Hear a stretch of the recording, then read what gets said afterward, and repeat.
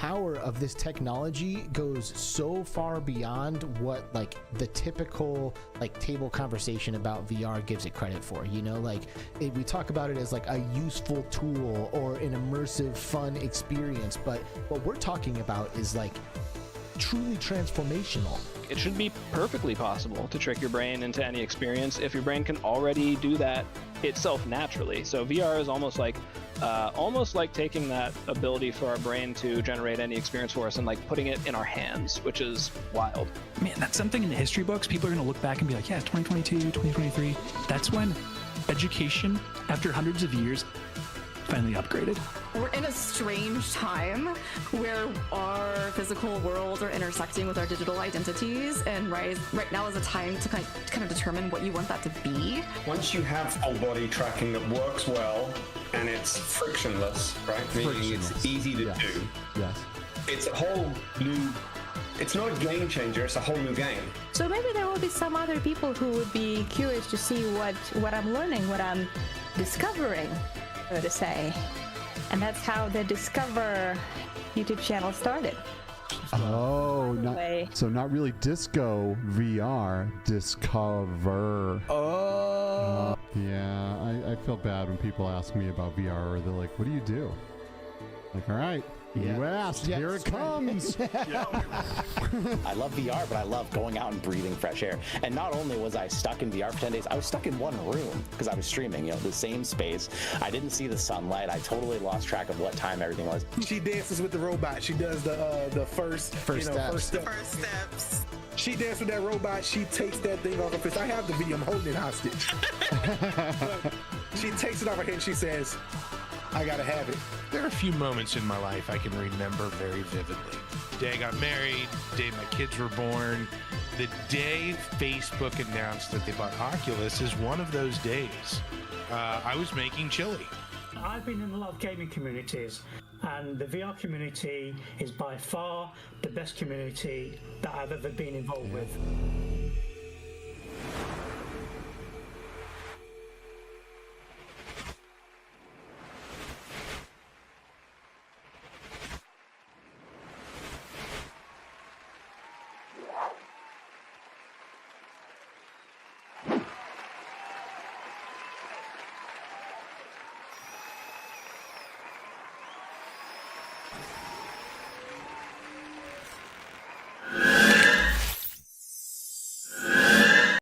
Hello, everyone, and welcome back to the Between Realities VR podcast.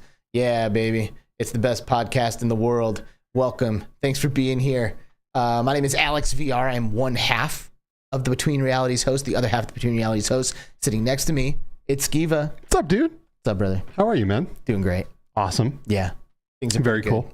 Very cool. Yep. It's an exciting day for us Nintendo fans. Zelda Tears of the Kingdom has come out. So right. I don't know how much VR will be happening this weekend for me. But, I secured the bag, got the collector's edition in hand, which is awesome. I didn't get the Pro Controller, which I really wanted, but, I'm still trying.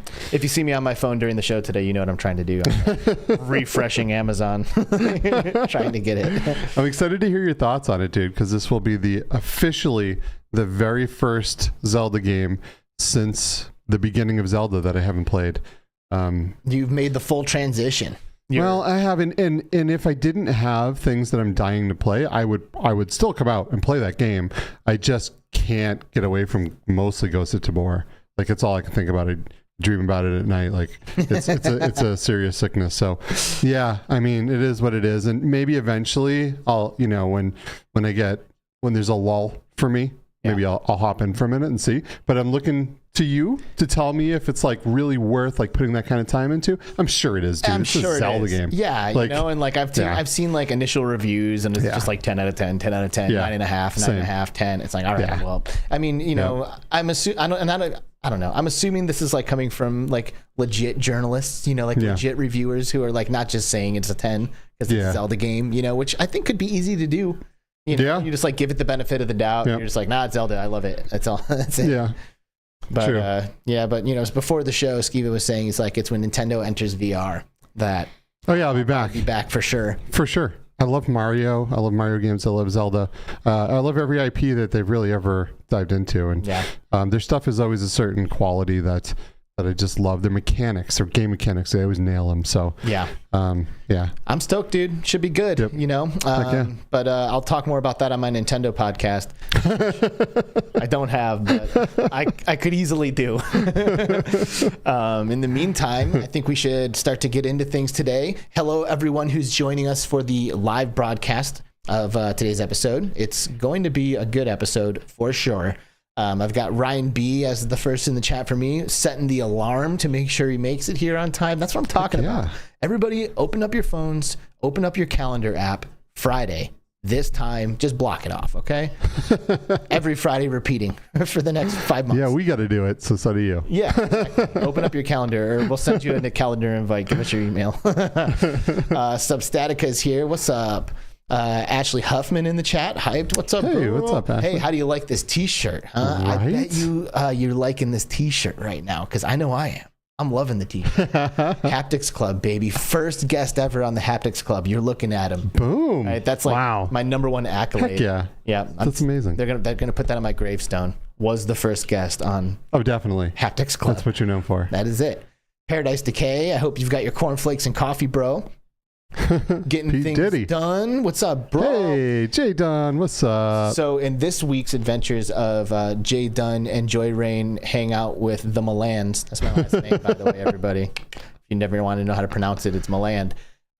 We did Demio. It was their first time playing Demio. Oh, sick. Did they love it? They did. And even Joy Rain was like, yo, I gotta tell you, like, I didn't think I was gonna like this. Yeah. And it's kind of sick. Nice.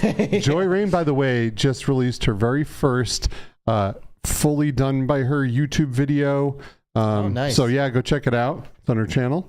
She has her own separate channel? I believe she does. Jay Dunn, maybe you can drop a link in the chat to that video. Do that. Yeah, that'd be cool. Do that. Man, I just forgot my clamp for my just grab it and for my mic stand pull it up today, and it's just I've got this other thing. You should be able to just manhandle it. Yeah, I mean I can, but I feel like it's in as good of a spot as it can be. Yeah, there's like a clamp that you need to attach it to a table, and I forgot to bring it, so I'm stuck with the backup. Oops. But at least I have this. I feel good about it. Qcreator says the weekend. You are damn right, dude. You are damn right. Great to see you, brother. Awesome Tatum's in the house. Yes, highly anticipated lo-fi. Oh, we're going to get into that, baby. Oh, I can't wait. We're about to get into it. Duggars K sliding in early, weekend winning. Dude. Heck yeah. Couldn't have said it any better. Wolveraza is in the house. What's up, man? Good to see you. Getting things done. Yeah. Hey.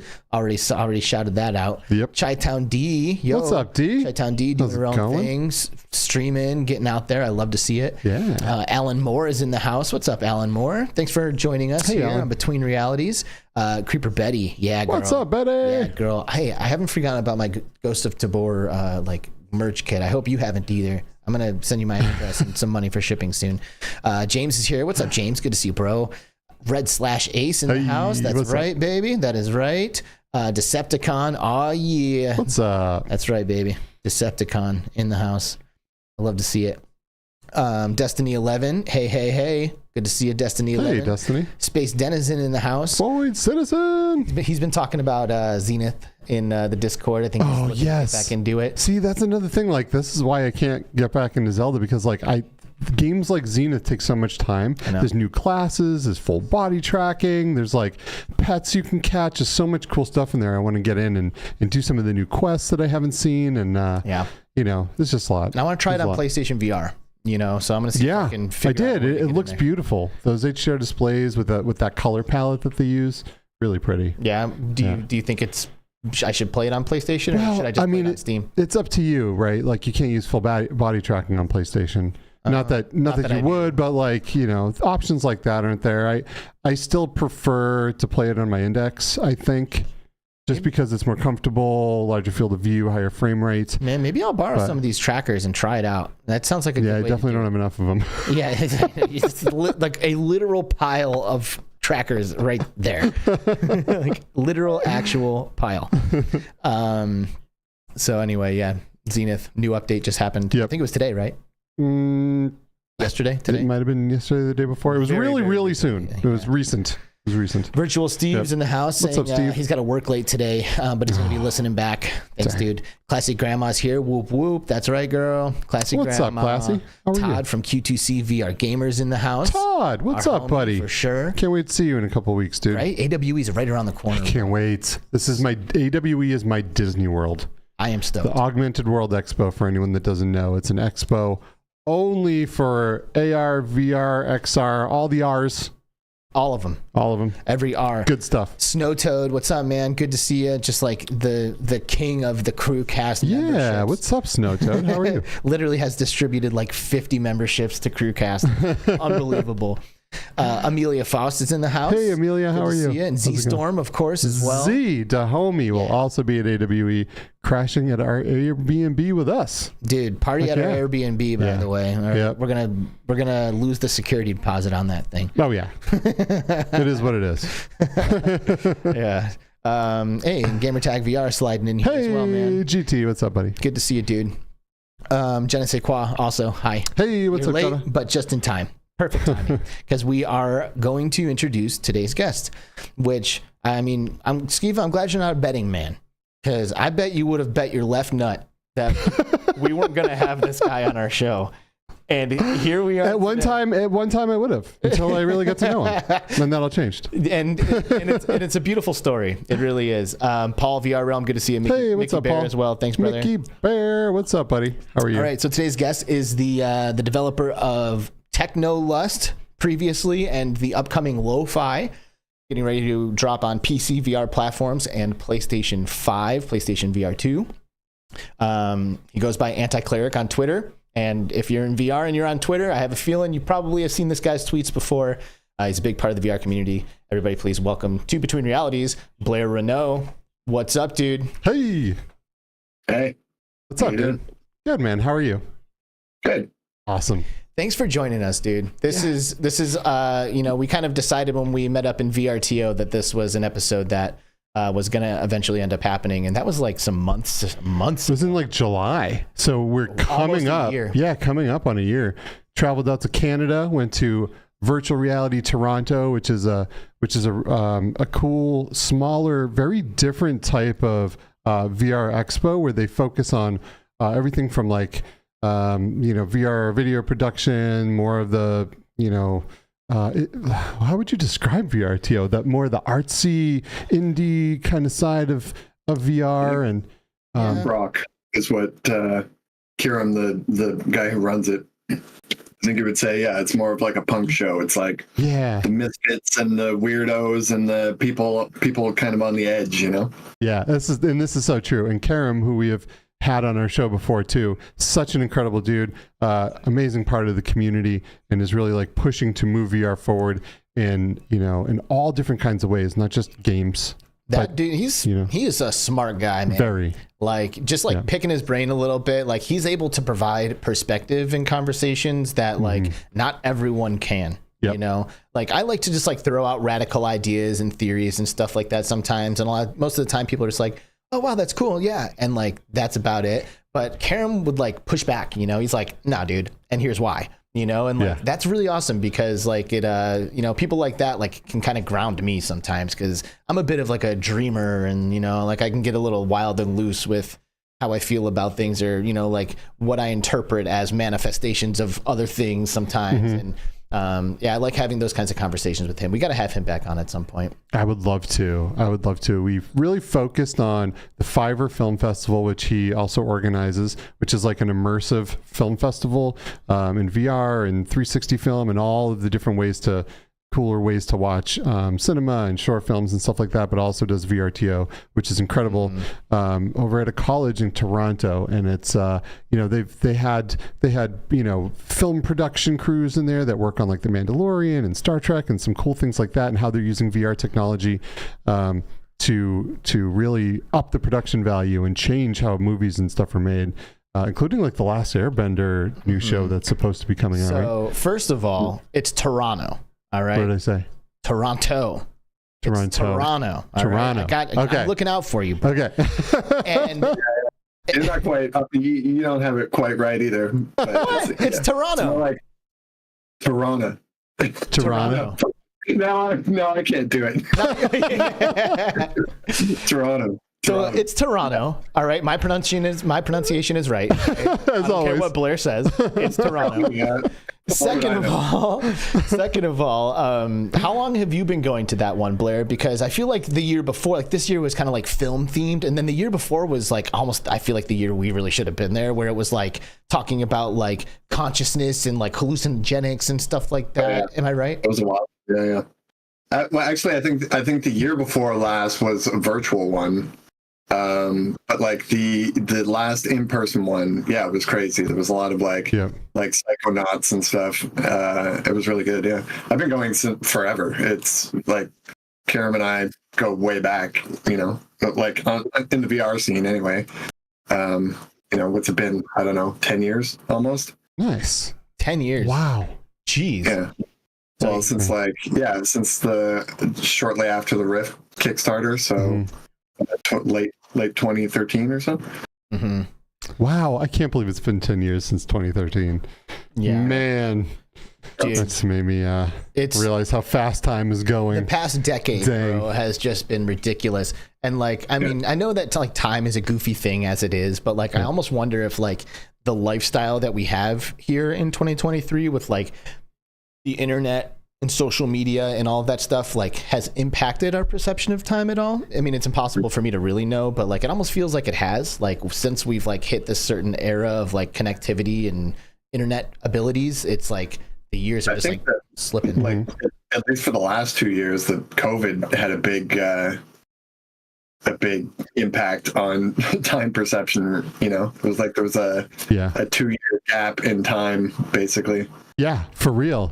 Yeah, that did rob us of years. True that. Where we sat in the house and did nothing. Which is crazy because like me and Alex really started traveling hard, started to go to all of these things, and then COVID hit and everything shut down. It was a weird time for VR because it started to pick up some traction and people started really getting interested in it. Things like Half-Life Alyx were announced.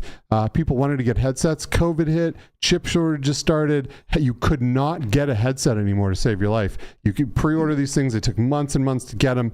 And like right when VR started to get like some really momentum behind it, COVID just, ground it to a halt. And, VR is definitely not the only thing that happened to, but, it was the thing that stuff started to really pick up right before COVID too. And it was like, I was looking forward to going to see things in the void, like what they had planned. Like I never got to see any of it. I didn't get to see the Ghostbusters thing, which I would have loved to have seen.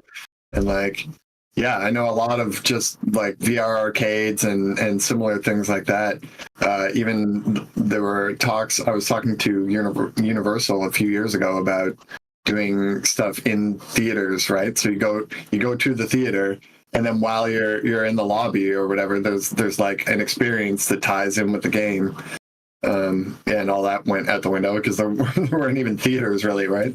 Yeah, yeah, for real. And I worked in location-based entertainment, and I saw that industry just get taken to its knees, and it just never came back the way that it ended when COVID hit. And people just possibility too, like even before COVID, people were kind of wary of, just like whatever, like pink eye or like, just kind of the weirdness of sharing it. Farting on your headset. No, but you do have kids in there and they're scratching their butt and then they're putting the headset on, right? Like pink eye is weird, man. It's funny. And it's gross. Pink eye from eye to eye. It doesn't have to go directly from butt to eye. Well, that's what I was doing when I got it. So, oh, jeez. Heard it here first. Yeah. Mind Jive, it's good to see you. Mepper, it's good to see you. Hey, what's up, guys? Thanks for coming through. Jay Brad as well. What's up, buddy? How are you? Jay Brad. And Full Dive Gaming also. Thanks for stopping by. Hey. But yeah, I really loved being at VRTO. I love intimate events like that where you really have a chance to connect with people, and that's exactly what happened while we were there. Like we got to see a bunch of people who we hadn't really had an opportunity to spend good time with, like Zim Talk 5 and you and Ashley and Stephanie Greenall from the Tilt 5 team, you know, like the whole like Canadian like VR brotherhood. There's almost like an unspoken like connection between you. Sisterhood, to be fair. Yeah, well, true that. Yeah, to be fair, it is more of a sisterhood, but I mean, have you guys just seen each other at like Canadian VR events over the years? Do you have like a hidden like Canadian VR squad Discord that you guys like connect in? Yeah, no, we totally do. Not a Discord, but we have like, well, we have our own meetups here. It's like a monthly, I don't know what it's called now. Well, Karen used to run one called VRTO, just a meetup. The other one, oh my god, I don't remember what it's called. They changed the name recently, so that I think it was, one was TOVR and the other was VRTO. So the second one switched it. Anyway, we got that roughly monthly, sometimes bi-monthly, tri-monthly. Yeah. And yeah, we have like a group of the cool kids that go out every once in a while. Zim's a recent addition to that. Yeah, just go out and hang out at like a barcade or whatever. That's great. Nice. Yeah, and like I will go if there's a barcade and I'm traveling, I'm going to that one. And we got to go to an awesome barcade in Toronto and hang out. It's like the ones with the consoles in them are definitely my favorites. You know, like it's so great to just like pass a controller around and stuff, and you know. Didn't we beat Sonic 2 while we were there or something? Of course he did. Yeah, I mean, Robotnik killed me, but yeah, I mean, I was on the last level. You got right up to the end. Yeah, but since then, I have grinded that last level so many times that I'm confident that next time I'm there, Robotnik dies. And you shamed me in Mortal Kombat. Yes, I believe. I do that to everybody, though. To be fair, like I will always like find the one person who's willing to enter the dojo with me. And I'm my game, man. Like when I was a kid, like, you know, I grew up in arcades. Like that was like literally there were like 7 arcades in my general area when I grew up, and I was unbeatable. And now it's like, I don't know. You let 30 years go by. Has it been 30? Probably 30 years, like since the 90s.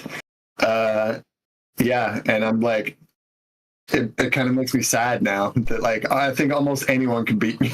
Yeah, well, you know, I'm not almost anyone. All right, let's be clear about that. Alex continues to practice, so when we go to these events, he can just stomp people and feel real good about himself. You know, but like, you know, when I was hanging out with Gamertag, I made him play me in Mortal Kombat, and of course I destroyed him. And then he made me play him in Street Fighter, and he kicked my ass. Nice. So like, you know, I'm not like, you know, there's like those couple of games that I can get down on, you know, and Mortal Kombat is one of them. But I'm by no means a pro. I'm sure if there's like a true professional out there, I would get annihilated, you know. Yeah, I'll miss Mortal Kombat. That was one of my favorite games of all time. And I loved arcades as well. There was something so magical about walking into an arcade and all the lights and the screens and all the sounds blending together from all of the different machines and the sounds of the coins going in, and like just like how much higher quality those games were than the consoles that we had at home. Mm-hmm. And it was like, to me, when I went to an amusement park, I didn't care about the rides. I just leave me in the arcade. Yeah, and just come back when you guys are leaving. And, you know, I just want to play. Yep. So I would do the same at like a bowling alley or like a roller rink. You know, it's like, nah, I'm good. Mortal Kombat 3 is over there, so please excuse me. I need to go do that. But that bar was awesome, you know, and like we really had a chance to connect with you while we were there, Blair, and it was really cool, especially because, you know, you and Skiva kind of disagreed a lot on Twitter before we ever had a chance to meet in real life. Even had each other blocked at a certain point, you know, just like kind of getting into it and not really having a chance to actually get to know each other through 140 character limit on the internet. You know, and that's tough. It is tough to like really get to know people and their thought process by 140 characters over the internet with a bunch of people also being able to chime in. It's just hard to like just talk. Do you know what I mean? Yeah. So it's really nice to like sit face to face and be like, so why do you feel this way? And let me tell you why I feel this way. I think we can put a lot of that on me. Like it seems that I get, because I have, you know, of course, I'm very passionate about VR and just the industry in general. Like I said, I've been in it for 10 years. I've been a game developer for, I don't even know, like 25 plus years now. So like I say things on Twitter and it gets people's backs up because they just assume, I don't know, it's like I could say something. It was probably the case that I was saying something. I was trying to say something about the kind of disconnect between influencers and developers, and how it's like I find it problematic as a developer, and that kind of reads as just an attack on influencers or content creators in general. And like, yeah, it's too kind of nuanced a conversation to have over Twitter, and it never turns into a conversation because it's just an argument instantly, right? Like, I say something, I'm very like curt and like to the point. Like, I don't fluff anything up. So, very direct. People read it, they just get mad, and I think I've gotten a lot better on Twitter. Like, I think we both established before the show that you have. Yeah, absolutely. You know, communication is a funny thing because we think it's just words, but communication is so much more than words, because you say something, and this happens with all different kinds of things. That's why text messaging and emails are also not a great way to communicate, because there's facial expression and body language and tone and all of these things that go into proper communication. And, you know, like when you're talking to, let's say, like my ex-wife is the first thing that comes into my mind, right? Because you're always on defense when you talk to certain people, and then you want to take that in, and you take things in through a certain filter, right? And then it just seems a certain way, and it's really hard to like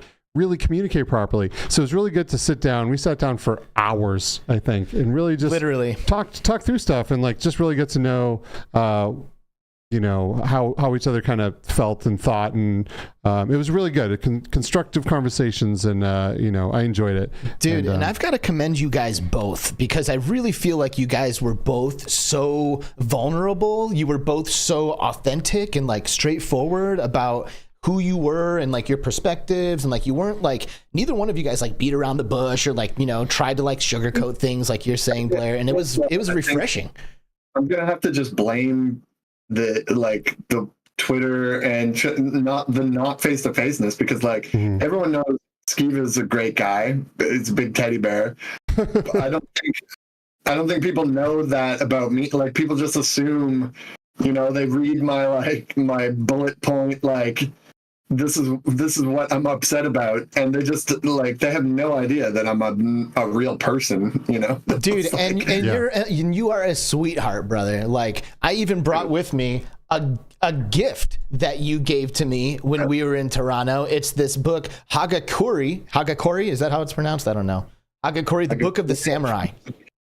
This is sweet, because I used to practice martial arts. Blair, I think you regularly are practicing martial arts right now, and this is just like an awesome gesture, you know? Like, we like looked at each other after you like presented us with these like tokens of like burying the hatchet almost, and then we were just like, dude, like, wow, like it's a classy move, brother. I gotta be honest. It's pretty cool. And this thing's awesome. It's just filled with like a bunch of little like notations, you know, like you can see there's not really like paragraphs. It's not written by like as a book. It's just like a chunk. It's like the diary of one of the last samurai, right? It's dope. Like he just wrote down his kind of like his tweets. Yeah, like it is. These are his tweets. Here's a tweet. It says, "One should be wary of talking on end about such subjects as learning, morality, or folklore in front of elders or people of rank. It is disagreeable to listen to." Good tweet, brother. Good tweet. So that was great. I'm really glad that this has happened. So, but I do think that we are on the cusp of a pretty good conversation, right? Like, you know, you were tweeting out about the relationship between developers and influencers, and, you know, since then, like, has your stance changed? You know, like, do you feel differently about it, or do you still feel the same? You're just like communicating it differently. No, I mean, I think I feel the same. It's more of a, I don't have the kind of emotional bandwidth to deal with.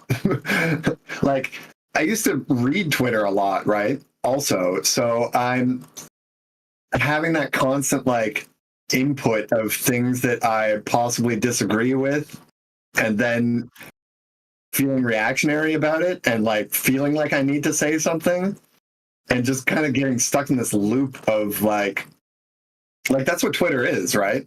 If you use it improperly. Yeah, if you use it like that, yes. Most people use it though. I just stopped using it like that. Like I hardly read my feed. I just kind of like post and ghost, and I just bite my tongue a lot more. We have a kind of top secret VR mafia Discord that's kind of mostly like OGs and like it's just mostly OGs. So instead of, if I see something that I find super like disagreeable, I'll just paste it in there, and then we can all make fun of it and like talk it out without getting somebody's backup, you know, like we can literally like make fun of people behind their back. It sounds terrible, but it's like it's so much healthier somehow, you know. It's like, yeah, well, you know, you are a respected figure in the VR space. You know, you are an OG, and we'll dive into a little bit about your history here shortly. That's the ironic part, is that like if you asked ChatGPT who is an influencer in VR, it would probably name me before it would name most influencers, right? Like probably. Who call themselves influencers. Like they're more like YouTube content creators, but like I got ChatGPT to write me a bio. I literally just said, write a speaker bio for Blair Renaud, and one of the first things it said was like, he's an influential person in VR, and like it used influential and influencer like 3 times in 3 paragraphs. And I was like, oh, great. See, even the computers think I'm an influencer. Right. So, well, I don't want to like lose too much in the semantics of like the definition of the word influencer, right? Or the use of the word influencer, because I like, you know, I would never call myself an influencer. Like it doesn't say VR influencer in my bio on Twitter or whatever, you know what I mean? But I'm not a developer. I'm not actively contributing to the creation of these experiences, yet I felt compelled to be making contributions in whatever way that comes naturally for me, because I just love the VR space so much. You know, I love the technology, I love the community, and like I wanted to be a part of it. So that's why we're like, all right, well, we're going to make videos, you know, we're going to do a podcast, we're going to like make these things, and we're going to get involved, because frankly, there's like, it's almost like it's not a choice. It's like it's like a drive to be involved in it. You know what I mean? So like, when does it become a problem, I guess, is what I want to know, you know? Like, what we're doing. You are doing it exactly right. And I would say the same thing goes for developers. You know, there's developers that get into VR because they think like, I don't know, it's like prestigious, or they think they can like, you know, just port something to VR and be like, but then there's, and I would tell them not to do it. I'd be like, don't get into VR if you're not actually passionate about it. And the same thing goes for influencers, like they're or content creators. You know, there's people that even after 10 years of like not like they might be passionate about VR, and that's amazing and great, make the content, but then to at the same time sort of like feel entitled to the what comes with being an actual like influencer marketer or something, you know, like give me a key to your game, give me like, you know, I'm promoting you, like the way that they communicate with developers just gets our backs up, because it's like, dude, you have 40 views a video and you're making demands on me and making it sound like I owe you something. It's very like disheartening. It kind of like it makes you mad, yeah, as a developer, right? So that's kind of, and like where you would draw the line, like anyone can call themselves an influencer, and many people do. And I guess like if that's working for you as a business, if somebody's paying you to be influential, then great. But if you're doing it and kind of trying to hold that over, like especially indie developers, you know, like I've had this sort of, I've followed this line of conversation on a couple other podcasts, and like, you know, like there are people I know that have basically like bought their way into the high follower count and the influencer kind of space, and then try to charge developers to do content for them. And like as an indie developer, that's you know, like a lot of people might fall for that. They might think like, oh, this person, you know, they have X number of followers, they're one of the biggest people, they want, you know, like the prices get ridiculous, like 10 to 20 grand to do a thing, like a video, not realizing that video is just going out to a bunch of bots and not, you know, it's not helpful. But like most indie developers don't know anything about marketing, you know, or publishing, or like all of these. There's a lot of things that like they sound great as someone who doesn't know anything about it, but they can be quite like predatory and kind of skeevy. If you excuse the skeeva. Skeevy, bro. I gotta say that there's so I totally understand where you're coming from here. There's also some studios that also kind of cycle all of this full circle, right? Because a lot of the bigger studios they launch a game, they have a budget to then go out and pay influencers. They also have full lists where you distribute without even asking, they distribute keys, right? Hey, have a new game coming out, here you go. If you want to, you know, create content, here's some money, we have this allocated as a budget. You know, we will pay X amount, they divvy it up to different creators to be able to make content to distribute to their audiences for general brand awareness and things like that. So after a while, I think so there are always all of the different kinds of people in every group, right? So I think after a while, some people just think, well, that's the normal. This is what studios are supposed to do. Why didn't you just come out and give me a key? Why do I even have to ask, right? And those are the people that I don't like to deal with either.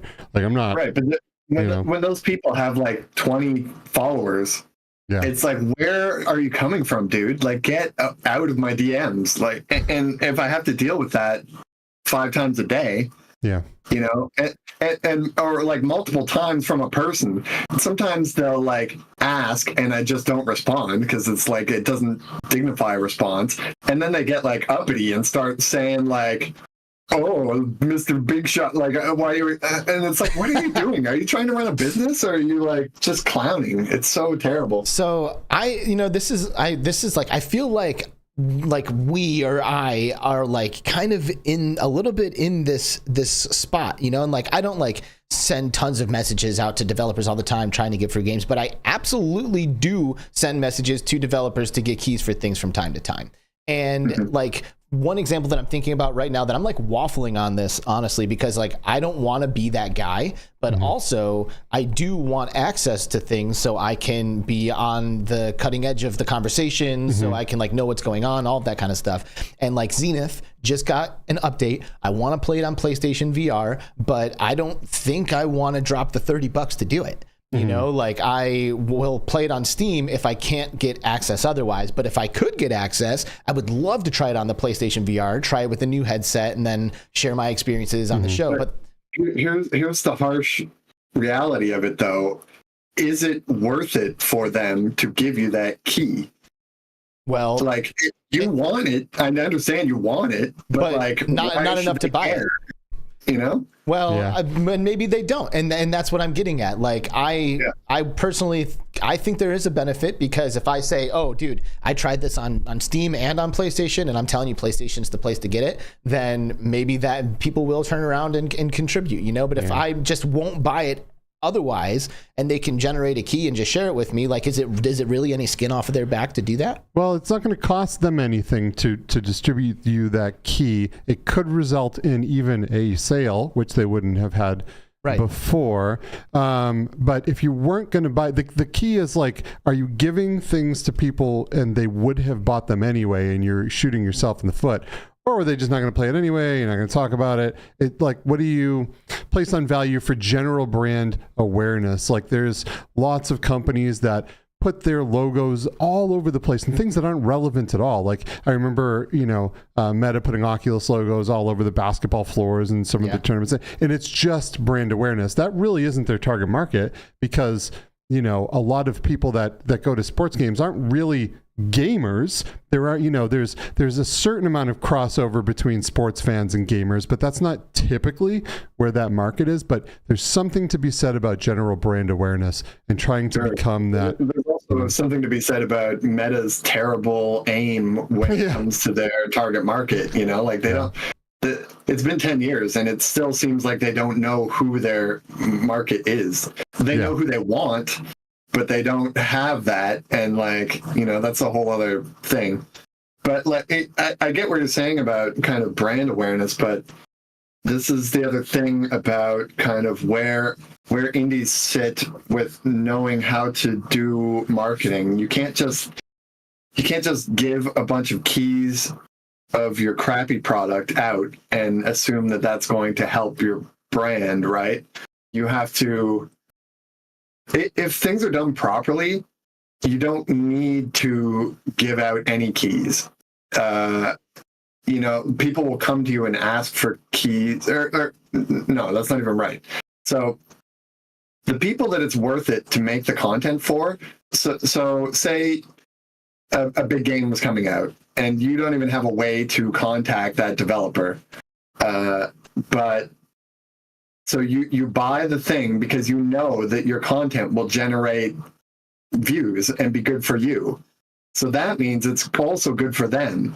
But if you won't even buy it because you don't think you'll make any profit, you're not going to generate enough views for it to be worth it for you to buy the thing, then it's not worth it for them to give you that key either. I know you think that you might make a sale, but it's in the grand scheme of things, that doesn't mean anything. That's the amount of time it takes them to generate the key and talk to you over DMs and stuff.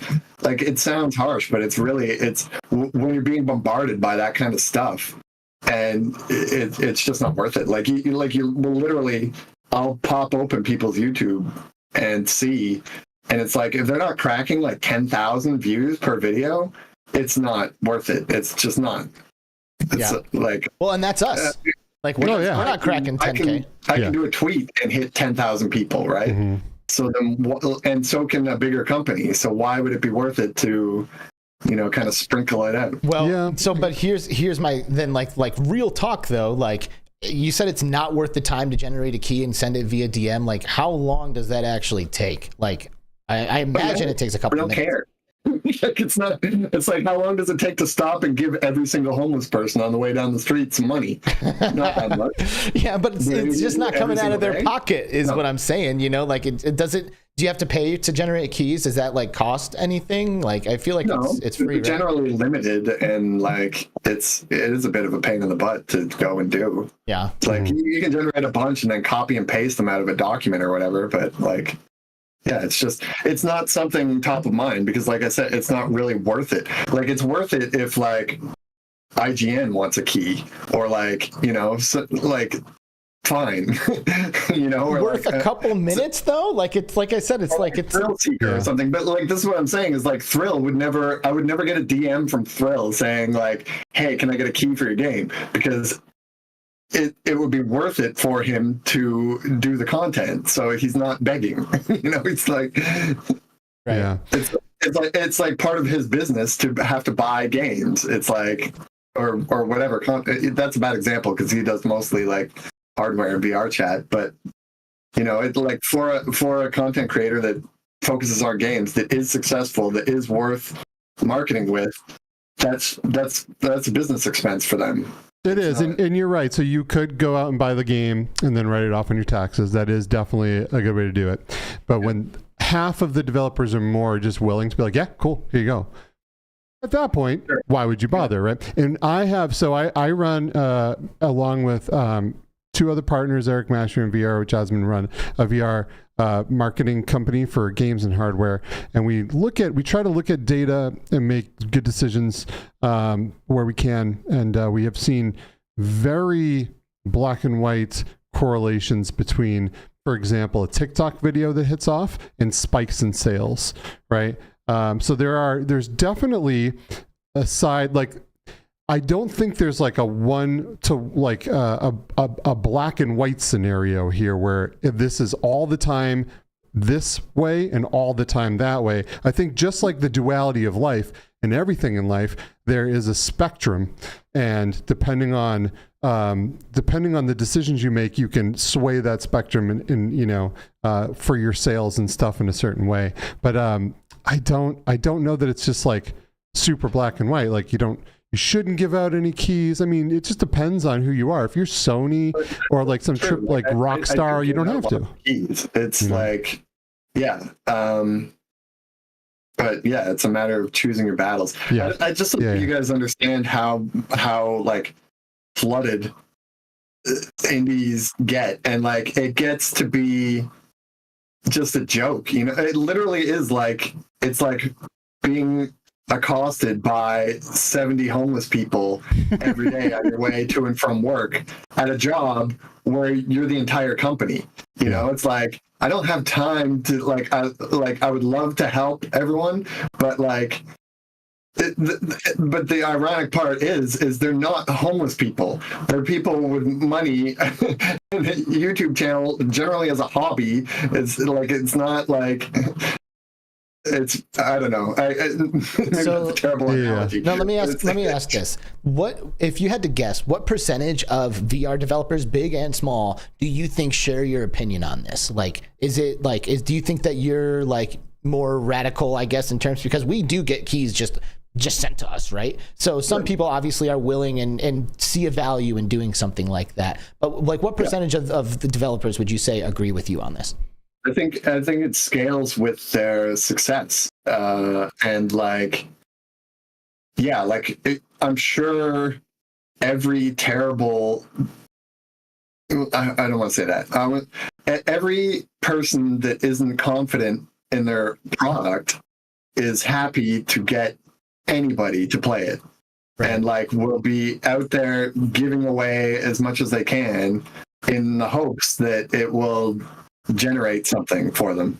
But like I said, I'm in this Discord with a bunch of OGs, and they would all share my opinion in that, like, it's just annoying to be accosted by YouTubers every day for keys.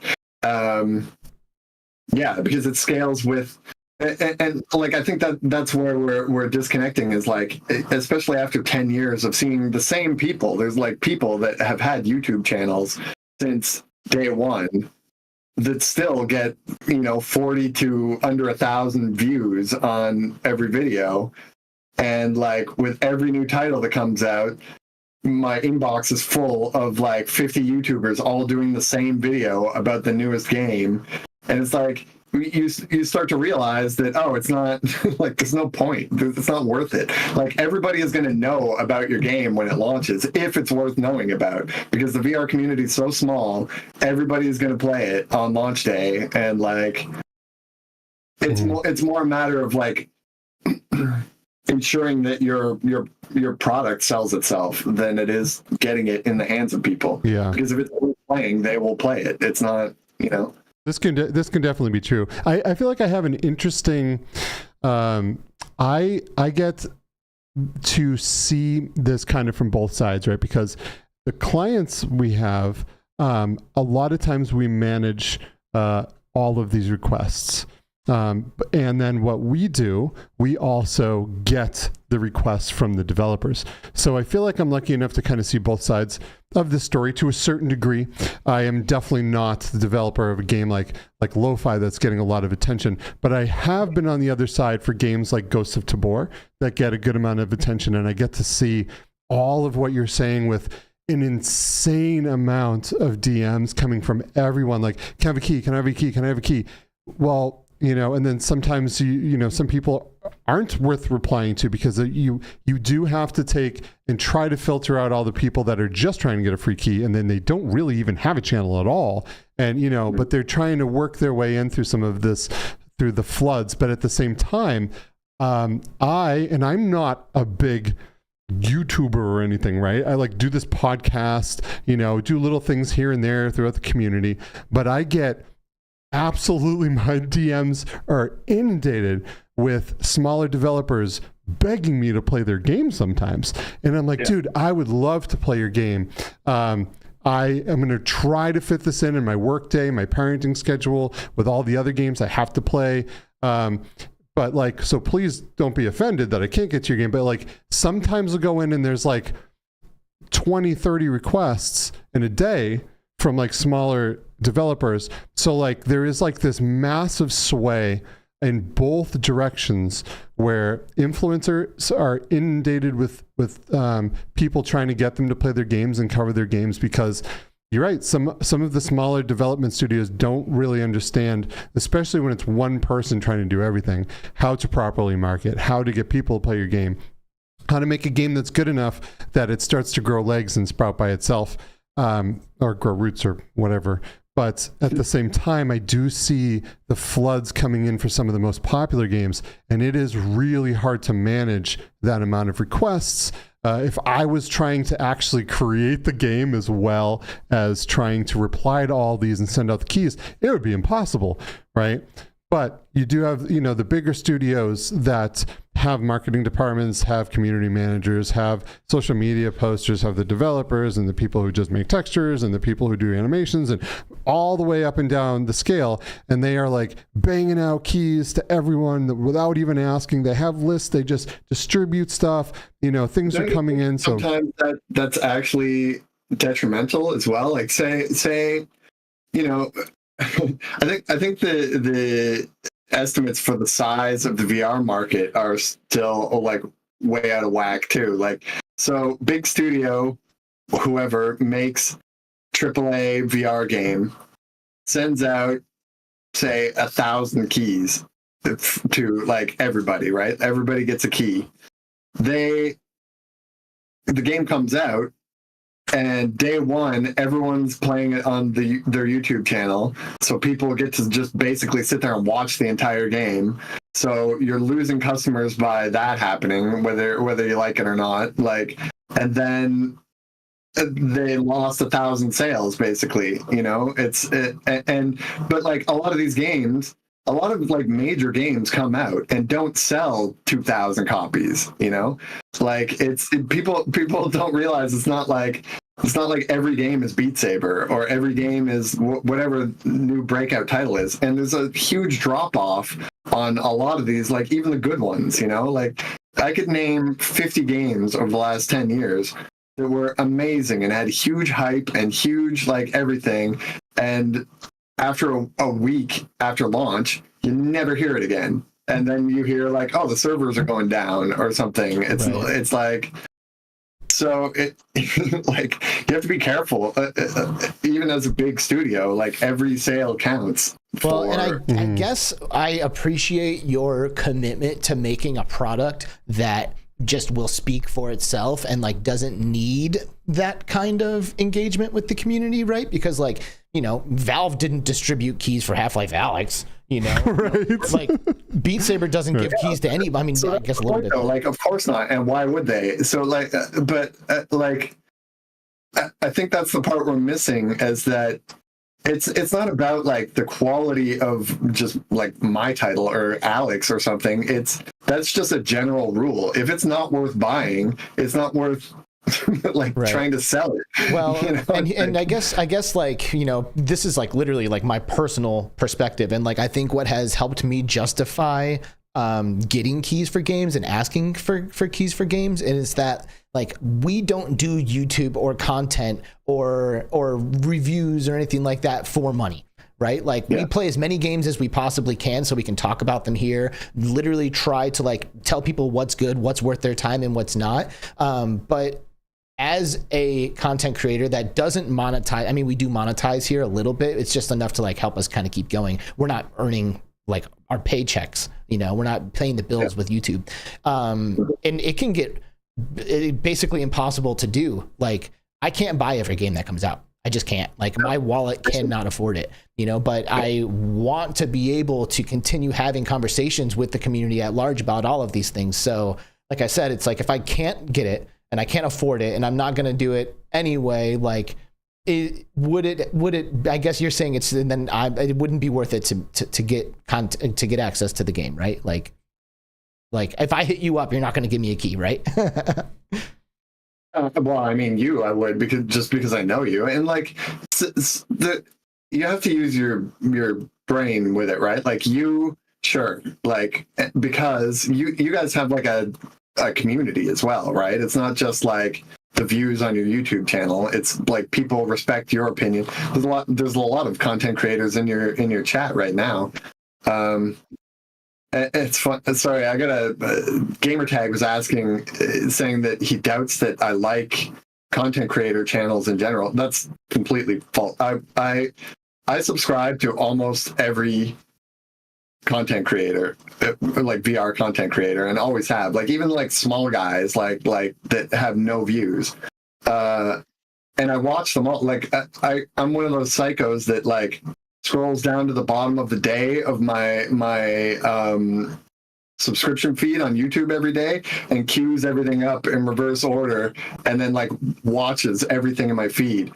So like there are days when like I literally come and a new game is launched and it's just strips of like VR thumbnails of the same game. A lot of times the same image. Yeah, in a case like that, I won't watch all of them, but like I do enjoy the content. You know, there's people that like I even watch like the Beat Saber girls. You know, that just like because it's like I like the song. It's like it's entertaining to watch like a 2-minute video or whatever. Yeah, I follow lots of people, but yeah, and it's Ashley saying it's R&D yours as well. Yeah, and she also said creeper. I think she called you a creeper. Love you, Ashley. I think we're seeing that just like anything in life, there is no, for me, I mean, everything requires its own decision. You can't just fall on an extreme side of either spectrum. There is definitely pluses and minuses to everything, whether it be giving away keys, not giving away keys. You know, I think I can't imagine, even for Half-Life Alyx, and like you said, Blair, you know, IGN probably isn't going to buy the game, give them a key, right? There are certain games that they only give keys to certain levels of watch time, right? But just another kind of tangent to this is like you're talking about not being able to buy every game and not being able to play every game, but it's like that's a good point. Like I could send IGN a key to the game and they're not going to play it, or like I like people at Meta are being bombarded by actual stuff like that people want to put on the store. They're not playing it. So that's the thing. Like the people that are asking for keys are literally your customers. Like they're the only people that will possibly buy the game and play it, right? So it's like you're kind of, and like I want to go back to the beginning and just like say I'm not saying that there's anything wrong with any of this. Like people use influencer marketing to great effect. I just like where we ended up butting heads on it was I kind of voice my general feeling about it, and that's it, right? We weren't having a conversation about it. I'm saying, for me, influencers suck. Like, you know, and like I understand that's like that sounds harsh and it sounds like an attack, but it's really just opinion that I didn't get to have a conversation about. Right. Well, yeah. I feel like we've reached a good spot on this, you know, like, yeah. I really appreciate your perspective, you know, because like I said, like sometimes I waffle on this stuff, you know, like I don't want to be that guy, but I also want to be like that guy, you know, who is doing all of the stuff, you know, so it's like, it could be a fine line to walk sometimes, you know, for people like us, I think. Obviously there's like the more egregious examples of, you know, people buying subs and then selling the content, and all of that kind of stuff. But, a couple people in the chat argued that like sometimes it's like the micro influencers, or like the smaller communities that actually like have more of an impact because they like trust those content creators, so. Sure. That's what I was saying about giving you a key, right? It's like, yeah, there's a difference between just your average YouTuber and someone who actually has a community and trust built up. Yeah. So I do want to shift gears here. Snow Toad, by the way, a long ass time ago, dropped a £5 super chat. Oh, £5. Thanks. £5. Appreciate that. And he just said, it's for this Canadian. the spare mic clamp fund. Maybe I will buy an extra one and keep you totally could and just leave it here just in case. It's only happened Say twice. no more, it's happening. But that literally will go directly into a spare clamp. Thank you for doing that. And then also SoulBC just dropped 5 Between Realities. Oh, thank you, Soul. Thank you so much. Yeah, that's really badass.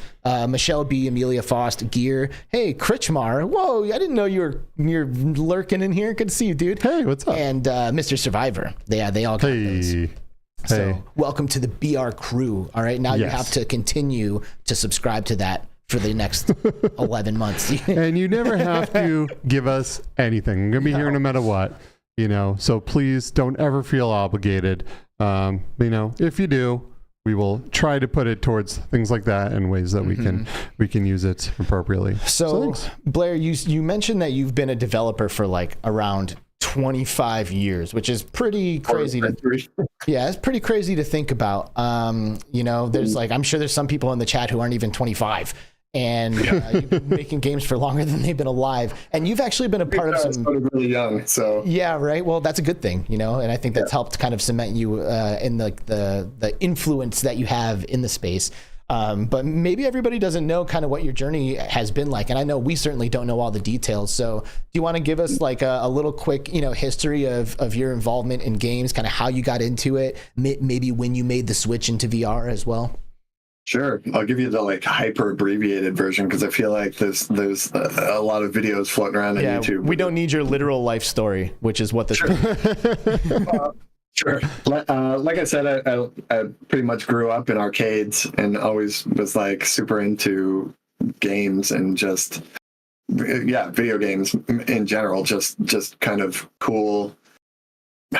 Yeah, I don't know. It's hard to explain to people that kind of grew up with games where they are now how mind-blowing it was to see like a cartoon that you can control, it was like, so like it always blew my mind. So I kind of dropped out of high school, got kicked out of a few high schools and ended up working retail at a video game store that would be like, by today's standards, like a retro game store, it was like early 90s or like mid 90s, selling, everything from like Super Nintendo to 3DO to whatever. And the guys from Rockstar used to come into the store all the time because it was like the best video game store in the city. And, I'd chat them up every time they come in, like, oh, what are you guys working on? Blah, blah, blah. Eventually they asked me if I wanted to come in and test a game they were working on. Because there was only like, I think the studio was like 11 guys, maybe less than that. Wow. When it started. But back then it was Game Tech. It wasn't Rockstar hadn't bought them yet. So that game was Quarantine 2, The Road Warrior. And which is like a post-apocalyptic cab driver simulator with sort of like a Doom type engine. And I played the crap out of that and really enjoyed the experience of testing. And basically when the game shipped, I walked into the boss's office and I was like, I'm not leaving. I'm like, I'll make coffee. I'll go get coffee. I'll do anything, but I'm not leaving. Nice. And he was like, that's amazing. Don't. So from there, I started doing like just learning from everybody around me, and like I was already a huge nerd and like knew basic sound editing and like anything you could do on a computer, basic 3D modeling, basic everything.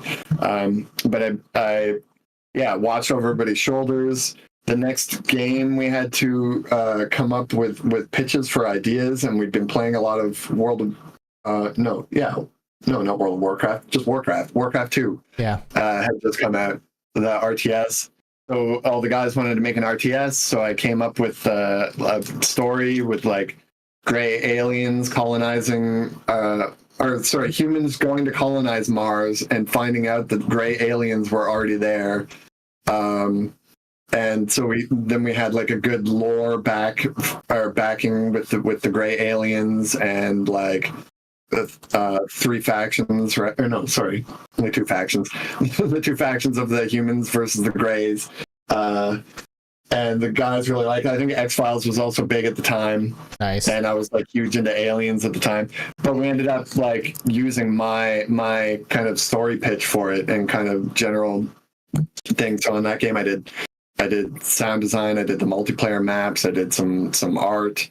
And like as things went, I just started doing more and more on every game, right? To the point where I think my title was technical director, which is just kind of a word for, I don't know, producer in training, I guess, like knows a little bit of everything. Because you started at this company, did you have any coding experience when you started there? Did you like pick that up as your... I can't code. I can't code anything. I use visual scripting languages. I use that's the thing with like a technical director.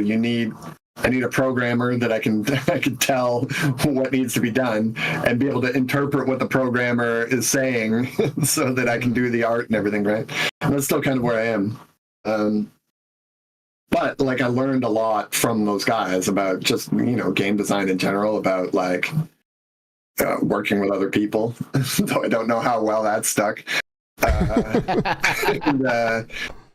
Yeah, we ended up doing. Rockstar bought the office, and I worked on Grand Theft Auto London 1969, which was the first expansion pack for a game. Like it wasn't DLC because you couldn't download anything. This was like the internet early days, so it was like it came on a separate disc, and you had to load the game and then pop out the disc and put in the Grand Theft Auto London disc. And that's GTA 1 you're talking about? Yeah, so this is like top down, like Grand Theft Auto. So I made that entire map of London for that. Did sound, a bunch of other stuff, but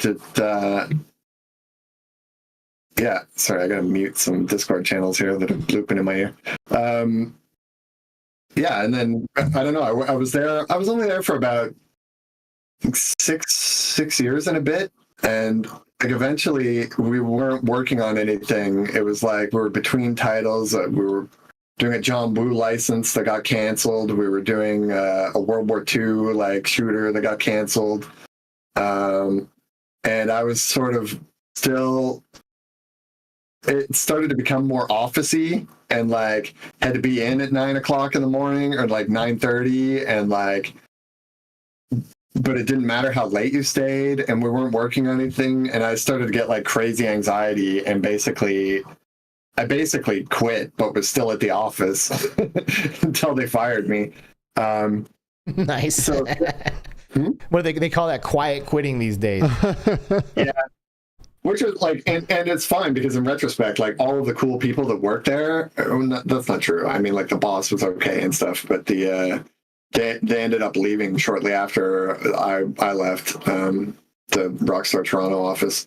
I'm sure there's great people there now, but So and then there was like a gap of like I went into web design. I did VFX for like indie movies and stuff. I did Flash was a huge thing, like Flash web design. I was a mascot. I was a security guard. VR came again, and I missed the Kickstarter. Somebody I don't even know how I came across it. It was like somebody told me about the Kickstarter, and I went and looked at it, and I was like, holy shit.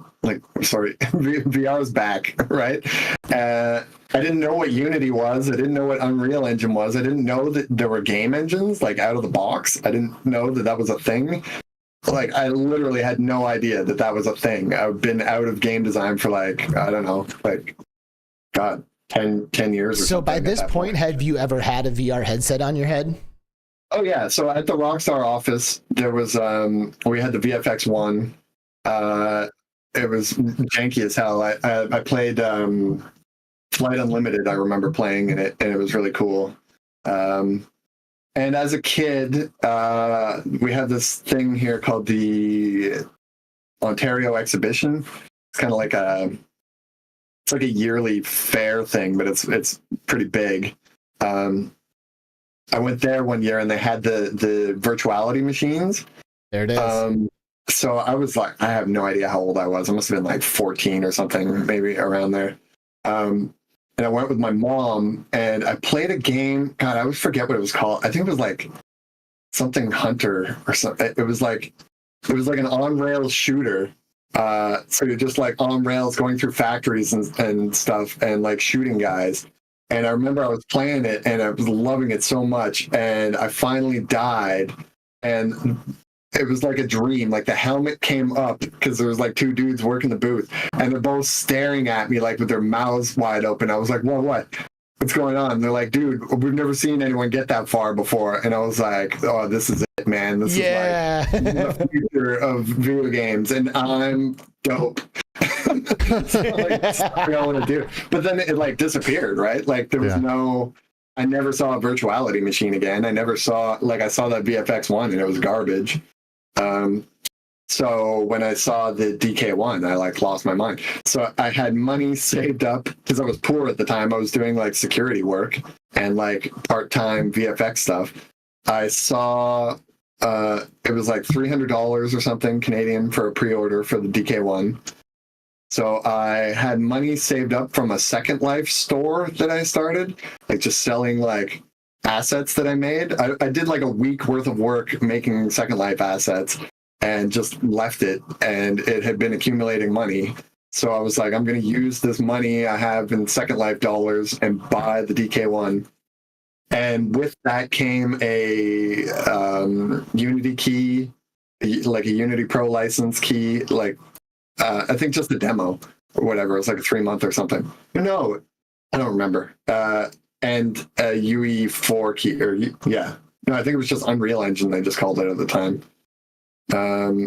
So I downloaded Unreal Engine first, and I tried to make some stuff just for fun, because I put on the headset and there was nothing. There was some cool demos, but it wasn't like I wanted, like, if you go back to the Oculus forums and look at like my first post in like early 2014, it's like, where's the cyberpunk love? Like, what's happening? Like, why am I not putting on the headset and being transported to the Matrix? Like, you almost assumed that it would be there.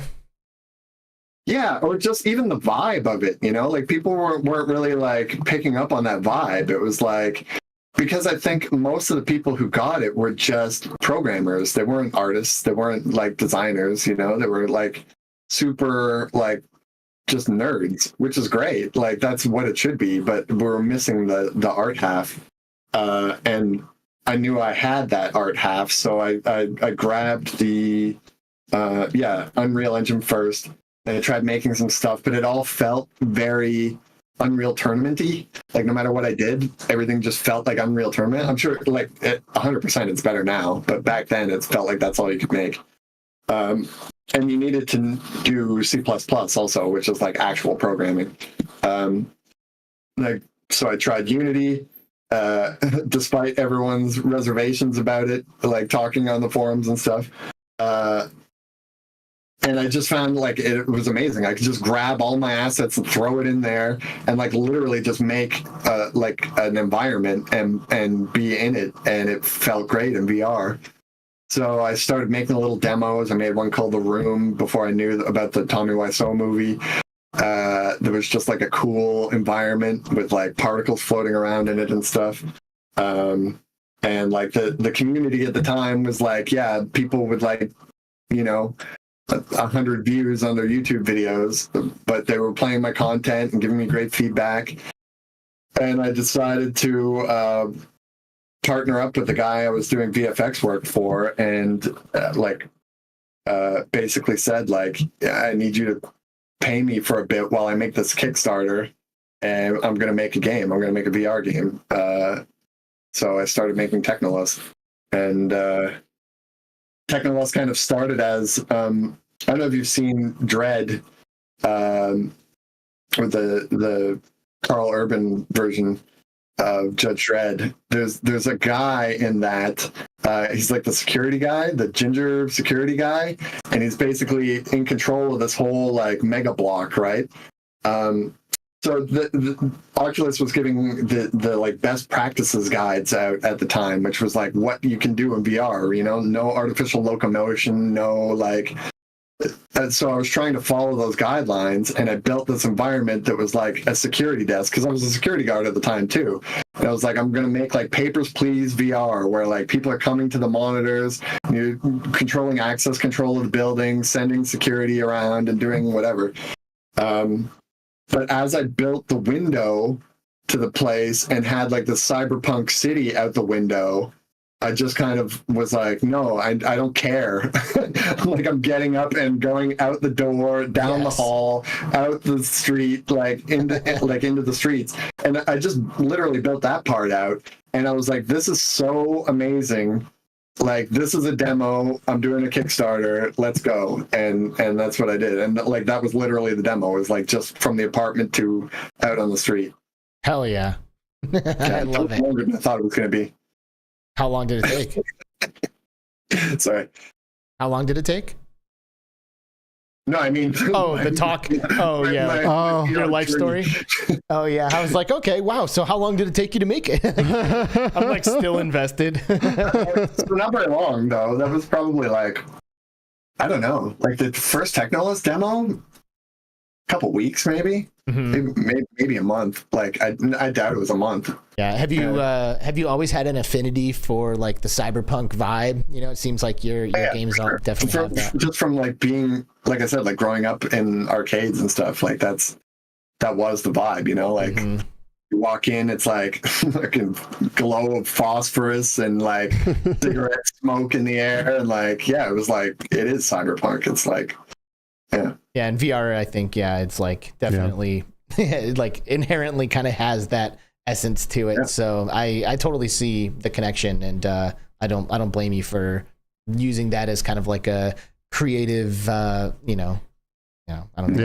Well, Technolust was one of the one of the first really beautiful experiences in VR. I mean, everyone was kind of trying new things and seeing what was going to work, and there was a lot of demos and a lot of this and that, but Technolust was definitely one of those that everyone kind of knew, so I think that kind of led up to everyone's excitement for lo-fi, because everyone I think wanted a little more, and it looks like you obviously wanted to give a little more when it came to these beautiful worlds in this type of environment. So when did you start? What was the thought process behind, you already made one cyberpunk type, world. How did you decide you were going to go into this next one? So it was kind of weird. I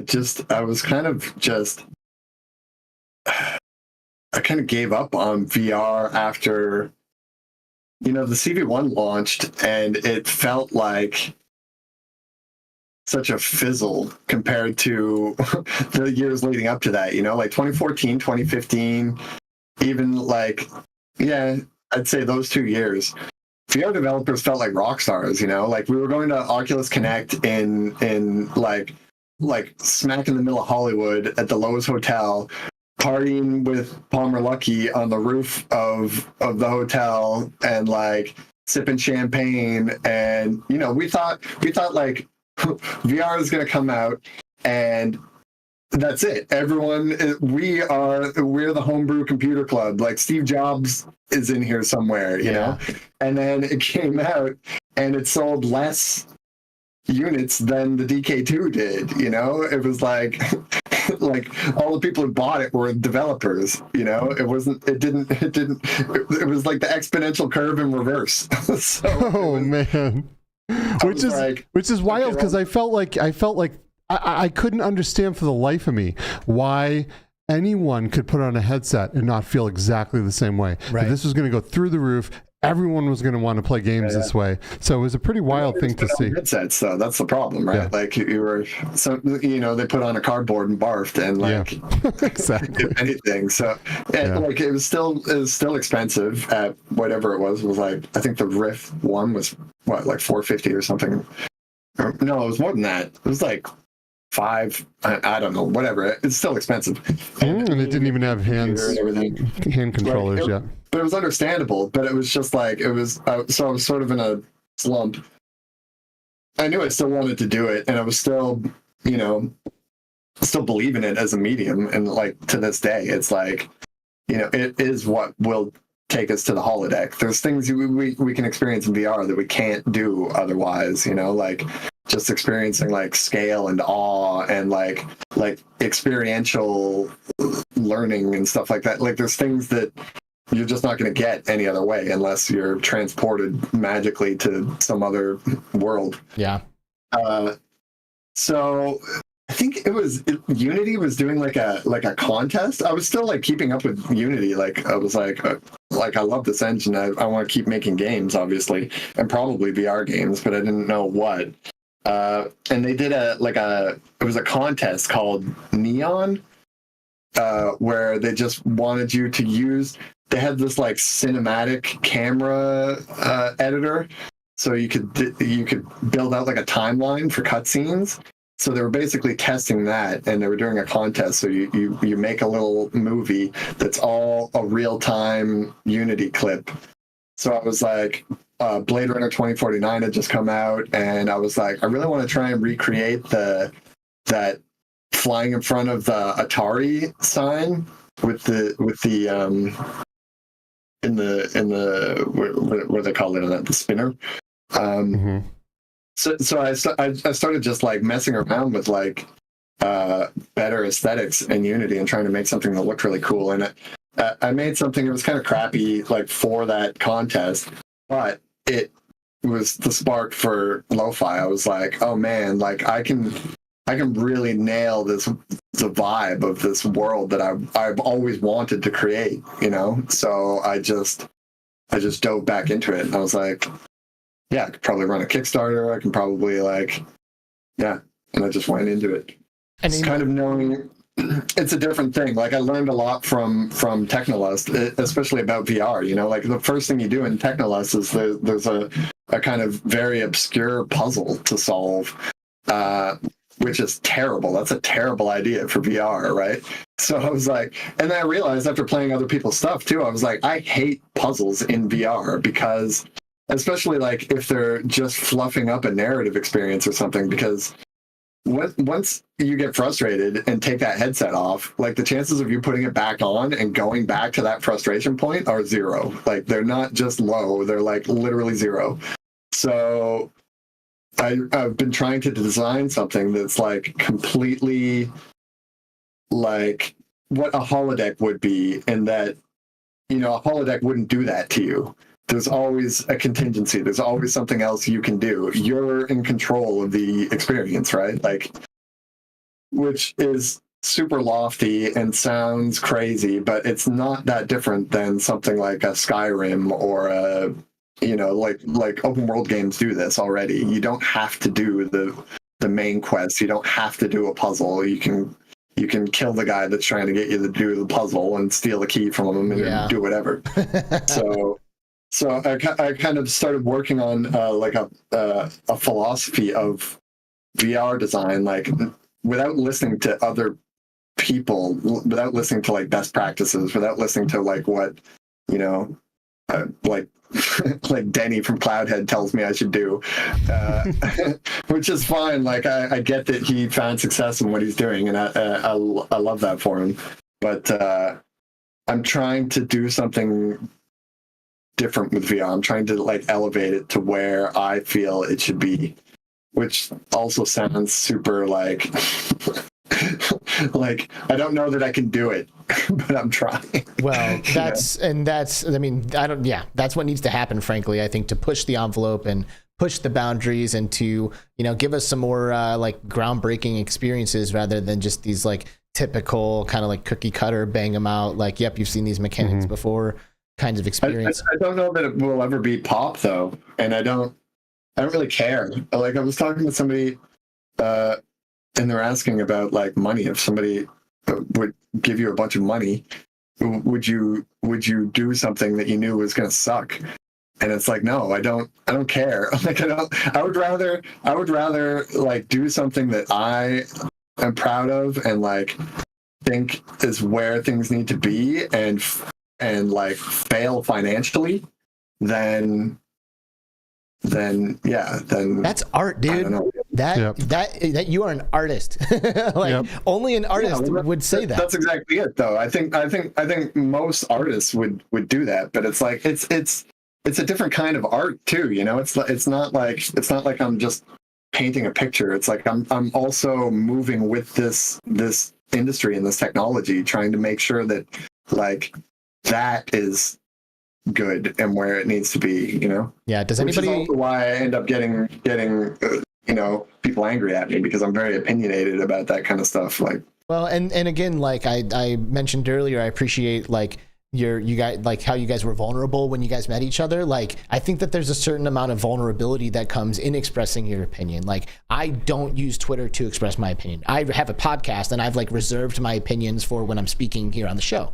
But I have there's been times where I've probably deleted dozens of tweets over the years, because like I go to weigh in on something and then I'm like, do I really want to express my opinion on this? I don't know. There's a certain amount of vulnerability that comes with that, you know, and I like back off of it. So it takes some like bravery and vulnerability, I think, to be willing to openly express yourself on such a public platform like Twitter. And I think I think it's commendable. So shout out. But I need to ask, does anybody have a hard out in 5 minutes? Because there's a little bit more I want to get into if we can. Yeah, same. I mean, I can go a little longer. What about you, Blair? Yeah, I'm good. What about you? What about you, chat? Every you guys got a hard out? Anybody want to keep the conversation going for a little bit? We normally pull the plug around this time, but I haven't gotten to everything that I want to get to, which, you know, rapid fire session. Yeah. Well, and for the record, like this is like one of the more prepared, I think, like we've been in terms of like what we want to get into on chats. Like sometimes like we start episodes, we literally do not know what we're going to talk about. And we just let it happen. But this time we're like, all right, we got to ask about this. We got to know about that. Like, yeah, you know, I have always, from a long time ago, I saw, before I had any idea who Blair was or Anticleric, I remember seeing, I mean, I had played a little bit of Technolust and I really enjoyed it. I didn't know who made it. At the time, I didn't really look into it, but I remember seeing an influencer play an early build of Lo-Fi. And I just immediately, I found out in their description that I could go and buy into the early access of this, and I did, right? So, so that to get a sale. So before, I never asked for a key or anything, and I just wanted to see this world as quickly as possible because I thought it was absolutely gorgeous.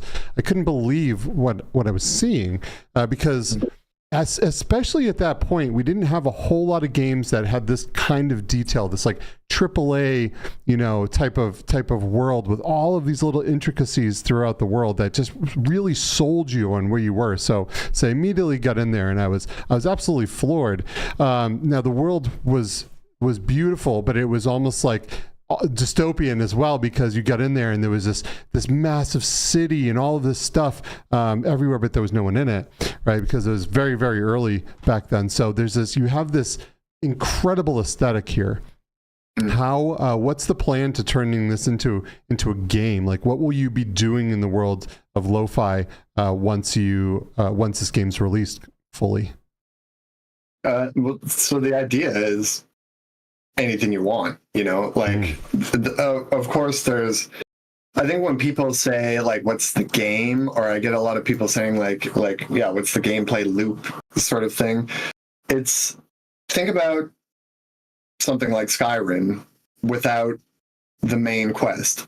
I mean, or like the main quest but not a finish to the main quest. Like in lo-fi, you're the replacement for a sheriff that's dead in this district. So one of the first things you can do is figure out what happened to him, and through that you'll be led through the world to meet all the other characters and see all the other places. But there's not necessarily a resolution to that like it's not like you win. You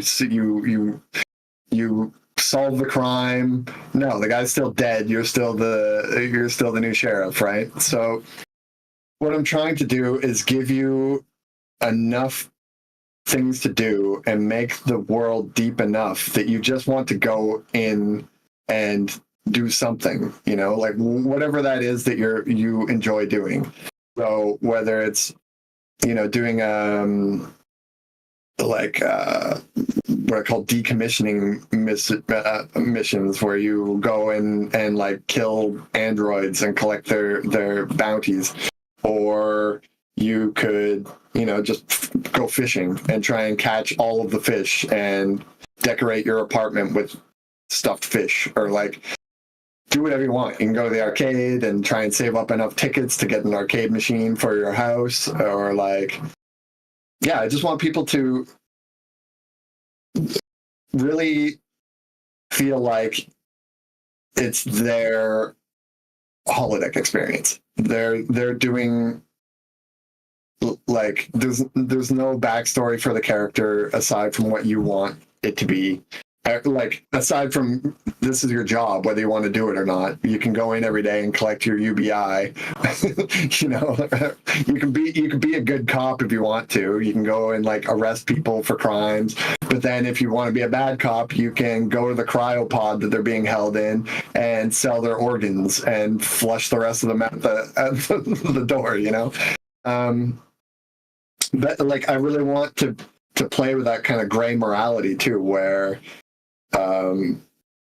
you know, it starts off with sort of a psychological evaluation that asks you just like trolley problem questions, you know, like in this situation where there's not really a good outcome, what do you do? To kind of prime people for that kind of mode of thought. That's what life is like, you know. There's not always like the right decision. It's the wrong decision. It's, you know, you can do what you want. So like in the example of the decommissioning contracts, you get them from this guy at the Metacorp Tower who hands out the contracts, right? He'll only give you one a day, and if you want, you can do that and kind of become friends with him and learn more about him and what his story is. Or you can kill the janitor, find in the vacuum that he sucked up the guy's key card, access the computer, and get as many contracts as you want.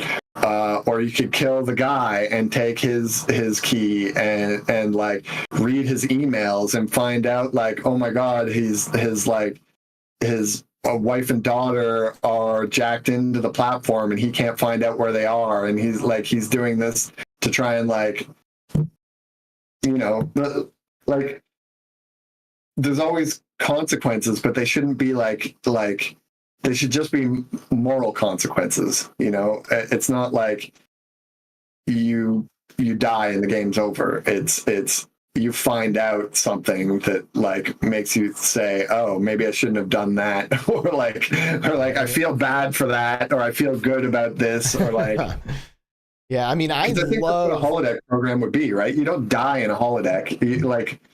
You know, no one ever walked out of the holodeck and smashed the keypad because they wanted a walkthrough or they got stuck on something. You know, it's right. Like, there should always be something you can do and still feel empowered and like you have agency in the world and you can change things. You know? I personally love stories and characters that are like ripe with moral ambiguity. You know, like there are moments where you're like, I love this guy. That's what real people are. Yeah, right? exactly. Yeah. I mean, like, and you're using the example of the holodeck, like, do you think that, I mean, because, I mean, I haven't seen all Star Wars, so sorry, Star Wars fans, if this is like sacrilege or something, but, or Star Trek, sorry, Star Trek. I haven't seen all the Star Trek stuff, but like, I imagine with something like the holodeck where I can just speak into existence a certain experience, I can probably like proof that to like prevent me from feeling bad, you know, like in Star Trek, do they ever like do something in the holodeck and then like after like everything fades away, he's like, oh God,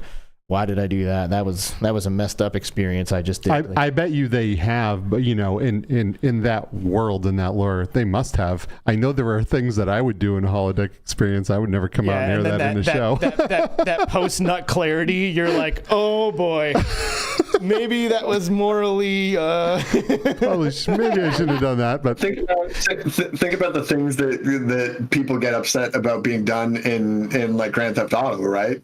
Like, yeah, that's a problem. But like, is it a problem? It's not up to me. I'm really interested in like keeping metrics for this sort of stuff. Like, so there's like robot prostitutes in the game, and like if you want to, you can commission them for a service, and like they only take crypto, but like some things can happen when you do that. It's like that's not without like consequences.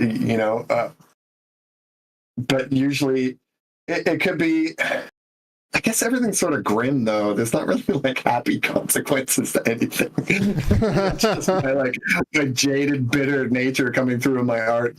But yeah, like, I don't know. I think there's a difference between feeling, like any feeling you can get from fiction is generally welcome.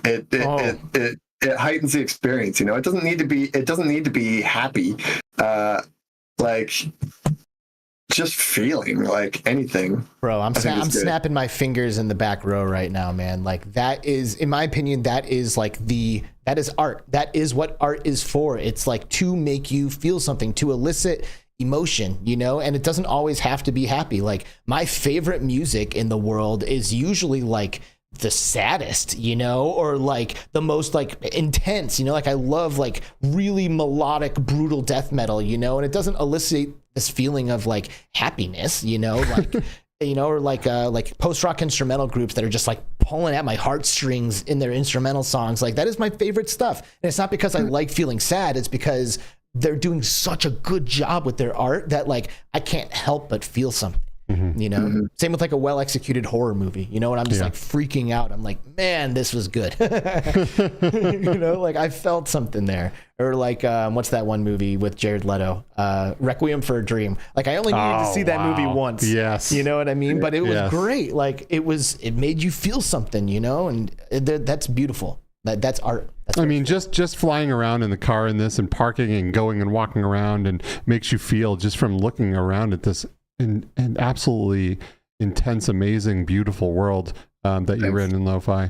So it definitely brings that out. That's also a huge part of what the game is, right? Like this is VR. I want you to feel like awe and like sense of scale and just like those are feelings too, like just staring up at like cars flying over your head and massive buildings and like seeing the smoke and the light. Like these are things that like you're not going to get any other way. Totally. This is like it's really important that VR kind of evokes that stuff. Totally. This is a conversation that I would just love to be able to pull Andrea Ion Koshikoro into. Oh yeah. Because she's like a VR architect and like is like a real life architect. Yeah, and a real life architect. And she's all about that idea of like being able to create spaces that can't or don't exist in the real life, and then observing like what emotions or feelings just occupying that space can elicit, which I think is really, really fascinating. Yeah, absolutely. There's you're walking around, as of right now, you're walking around this game and there are a lot of androids and a lot of robots that are using, I'm guessing, artificial intelligence, or at least in this future world, these are like AI beings, right? We're in a weird point in the world right now where AI is starting to take over. Like we're actually seeing this happen. There's not robots coming and killing us all, but we have real use and real actual artificial intelligent applications now that we can use to create all kinds of things.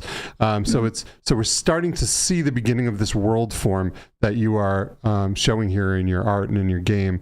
Have you considered, and I think you have because I've seen tweets about this, but have you considered using AI, like real life AI, to be able to have conversations, or where do you see AI going in the future of VR games? I think that, like the most important thing for what I'm doing is to kind of, they say that good sci-fi is sort of predictive, right? Well, not necessarily, but it has like a predictive aspect to it, whether that be like a warning or, it's plausible. Plausible, yeah. So like in the world, there was an AI singularity, like what we might be seeing right now, right? Where the machines develop a certain amount of intelligence.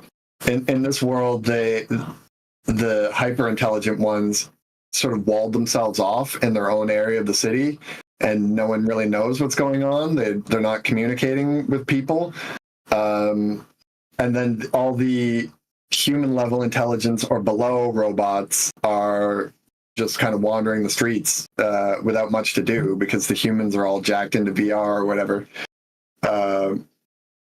So yeah, so there's that aspect of it, of like what are plausible scenarios for what will come of this stuff. But then there's actually using it for production, of course. Like I this is another one of those things that I might get backlash on Twitter about, is like using these tools as they come in to as much effect as I can. So I'm using Midjourney. I was up all last night using Midjourney, making new mugshots for citizens that you pull over in the flight areas. Just because it's improved so much, I'm like replacing some of the crappier ones from earlier iterations of Midjourney. I'm using GPT to like help me write. It's not writing anything like that I'm using verbatim. Like I wouldn't allow it to like write dialogue for me or anything, but it's good for kind of brainstorming with and coming up with ideas and kind of it's good as like a editor, kind of a general writing partner. I love the idea of having it actually in the game that you could communicate with, but I don't think we're there yet. Like it's a cool tech demo. I know Lee from Alien Trap has shown some really cool stuff with NPCs driven by ChatGPT, but there's issues with having to like pay for the license. I don't even know if it's like legal to do that in a game right now. There's time issues. There's you ask a question, you're gonna have to wait for the response for a couple seconds, and then you get this kind of janky, emotionless response because GPT doesn't know what emotion to convey in a voice, right? So I think it'll get there eventually. Like all of this stuff is like, yeah, we will have that holodeck eventually. It's just, how what can I leverage now to get as close to that as possible without making it worse? Like I think having a bunch of GPT NPCs in the game right now would make it worse. Right. So I'm not gonna do that. So yet. Do you personally think that using AI to like generate mugshots and stuff like that is morally ambiguous? Like, have you like kind of gone back and forth on that and be like, there's no, you're 100% okay with it. I saw somebody the other day. It was funny. This is one of those things that I dunked on somebody in the Discord because I didn't want to do it on Twitter. But this guy made this awesome like cyberdeck 3D animation. Of like the screen pops up and folds out, and then the keyboard comes up, and it was just like a 3D animation. And I was like, oh, this is cool. I looked at his bio, and he's got like no AI or no to AI in his bio. But then I went back to that tweet, and I go down one tweet, and it's like, this is the images I use for reference for this, and it was just pictures that somebody had made on like DeviantArt or whatever of the exact thing, just not moving. And I'm like, so this motherfucker so he's like, no to like art isn't derivative and it all comes like real artists, but like he's literally just stole his concept from another artist, crediting them after the fact, like after he did it and posted the thing on Twitter and got some like traction on it. But it's like, that's art. That's what art is like taking everything in and breathing it back out with new life. It's not it's amazing that computers can do this, and like I feel like pride about it, about using it. I don't feel guilt. I'm like, this is amazing, and it's especially amazing for people who don't have those abilities intrinsically, and it's not going to stop people from making art. Like, it's like the drum machine didn't stop people from using the drums. It's like, I can flip a switch on a drum machine and have it play a beat, but like if you want like soul and stuff, you still need the artist. Like, you need the artist to control the prompt. True that. I could rave about my feelings on this, but it's another thing that people will get angry at me about, right? Like, wow. Well, I have a Deviant account, a Deviant art account, or ArtStation account, and I've never made money from my art, and it's stealing. So I want you to pay me. It's like, no, that's not. It's not how this works. Not how it works. Yeah. Well, I mean, it's kind of cool. Like, every season of Between Realities, we always like do an aesthetic change on our thumbnails, and like we've done other different changes, but like, one of the biggest changes between our seasons is just the aesthetics of the thumbnail. It like kind of separates them all. And in the past, we've like, I don't know, taken a couple of different approaches, gotten some like free, like, license free art here or there, or like did a little photoshopping to make something happen. But not this time, right? Yeah, this time we used Midjourney to create the background they see in the thumbnails. And I couldn't agree more with you here that what art is a collection of things that you have seen that resonate with you, that you get inspiration from, and then you create your own thing. So this is what's happening with a computer. It's looking at all of this art, it's taking an inspiration from that art, and it's creating something that it hasn't existed before. So this is a computer doing what people do in a way. Right. Yeah. So it's really interesting. This whole debate is going to get more and more fiery as this stuff gets better and easier to use and cheaper, because it's going to start replacing. It's eventually will start replacing jobs. Initially, it'll be the people who are able to utilize AI correctly will then be able to have, it'll be a whole different shift of where people will work and a skill and a job place until it eventually gets so good where you just speak things into existence, right? And then a lot of those jobs will go to the wayside. But it's going to be we're in a really interesting point here. There have been people in history that have gone, there's been generation after generation after generation that has lived and survived these times that they've seen no technological advance, right? Hundreds, thousands of years where nothing has really changed that much. And we are in a place now where we've seen, computing, internet, we've seen virtual and augmented reality, and now the rise of artificial intelligence. I can't think of a time where like so many things have happened in one generation of people, and it's just a lot to take in. And so there's a lot of discussion that'll be happening about all this stuff, and it's just fascinating. I am personally so happy to be alive during this time. I mean, it's just unreal. But yeah, I don't know where I was going with that. No, you went there. We arrived at the destination, I think.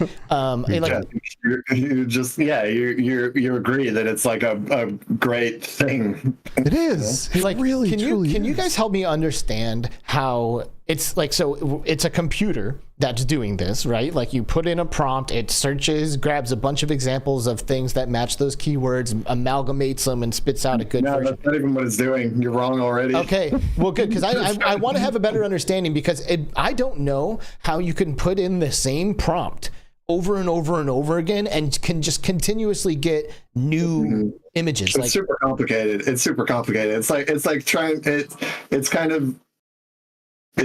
like, remember trying to explain crypto, or like having crypto explained to you?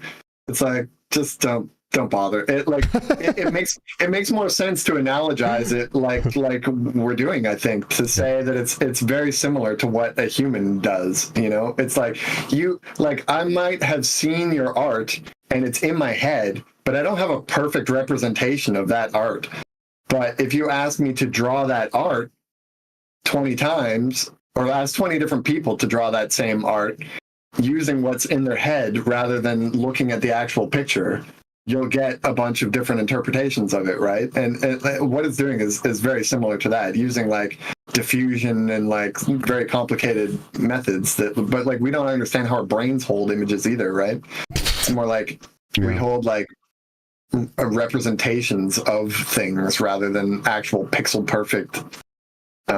Right. Well, unless you're like, you know, there's like savants out there that can draw an entire city from memory, like to scale every window of every building. You know, like that. It blows my mind. Like the capabilities of the human brain is it's pretty fascinating. Wild. It's pretty wild.